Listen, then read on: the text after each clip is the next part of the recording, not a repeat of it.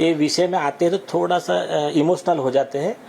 आप तो बताइए। उन्होंने अपने पिटिशन में स्पेसिफिक प्रेयर में लिखा है, हाँ, कि देखिए इनको एक्चुअली एफिडेविट में है बात कि साइकोलॉजिकल वर्चुअल कस्टडी में थे ये रोहन राय के और आदित्य ठाकरे के लोगों के।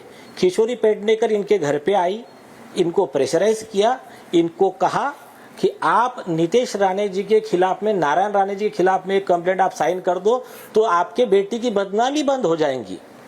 अब इनको तो पता नहीं, वो चेंबूर से कोई इनका आदित्य ठाकरे का आदमी ड्राफ्ट करके लाता है कंप्लेंट, इनकी साइन ली और जाके एक ही दिन में जाकर एफआईआर रजिस्टर और दूसरे दिन समन्स नारायण राणे जी को, नितेश राणे जी को।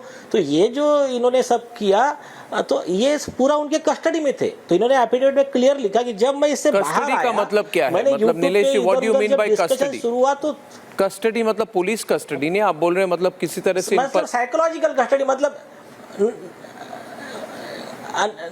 ये माहौल ऐसा बना दिया है मैनिपुलेशन का। रोहन राय भी वही बात बोल रहा है, उनके दोस्त भी वही बात बोल रहे हैं। किशोरी पेडनेकर आ रही, मैं मेयर हूँ, मैं तुम्हारी शुभ चिंतक हूँ, मैं तुम्हारा ऐसा करूंगी, साथ में 4 बॉडीगार्ड लेके आ रहे, ऐसा। अब ये बेचारे क्या बोलेंगे, सीधा साधा आदमी। इन्होंने तो इनका तो ये है कि भाई पुलिस कभी झूठ बोलती ही नहीं। पुलिस वाले ने बोल दिया अरे वो सुसाइड है, इतने रीप टूट गए, हड्डी टूट गई, दांत टूट गया, ये हो गया। तो अभी क्या बोलना भी चाहे तो बोल नहीं पा रहे थे।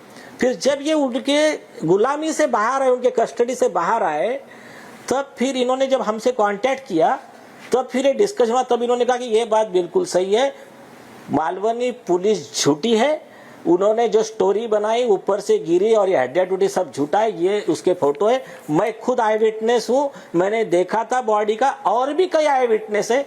कुछ चीजें अभी मैं चैनल पे नहीं बता सकता हूँ, कुछ चीजें रखी है सीक्रेट, सील्ड इन्वेलप में हाई कोर्ट को दी जाएंगी। वो इतनी सेंसेशनल है कि अभी मैं उस पर अभी नहीं बोलना चाहता। लेकिन क्या है मतलब एक मिनट, एक मिनट, सील्ड एनवेलप में दे जाने वाली बात ठीक है, मगर पब्लिक इंटरेस्ट में आप बता भी सकते हैं थोड़ी बात, उस पर इंडिकेट कर सकते हैं।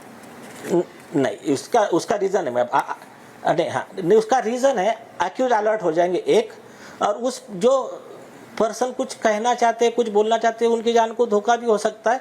तो कुछ चीजें थोड़ी सी हम रखे हैं उसके हिसाब से। हाँ, पुलिस प्रोटेक्शन वगैरह जब हो जाएगा तब चीजें अपने आप सामने आ जाएंगी। देखिए मैं यही बात मैं इनसे सुनना चाहता हूँ, सतीश जी से। सतीश जी, पिटिशन की 11 नंबर पेज में आपने कहा है कि इनिशियली आपको मिसगाइड किया गया।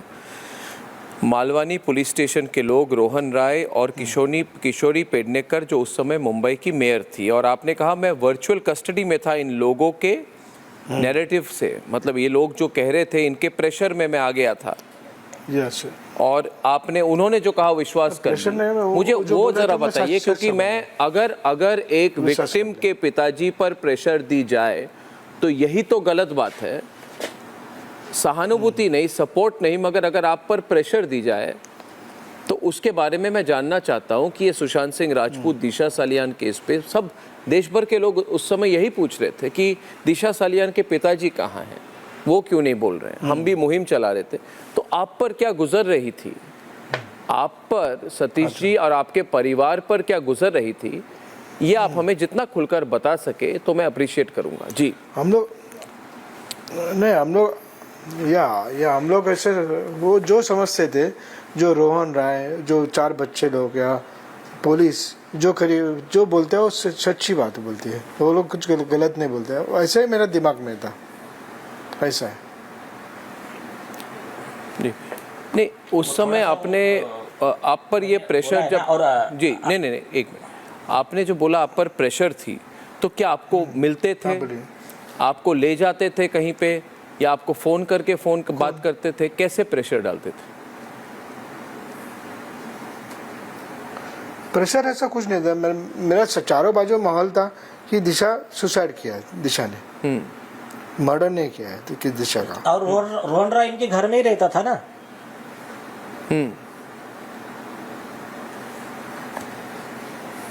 क्या आपको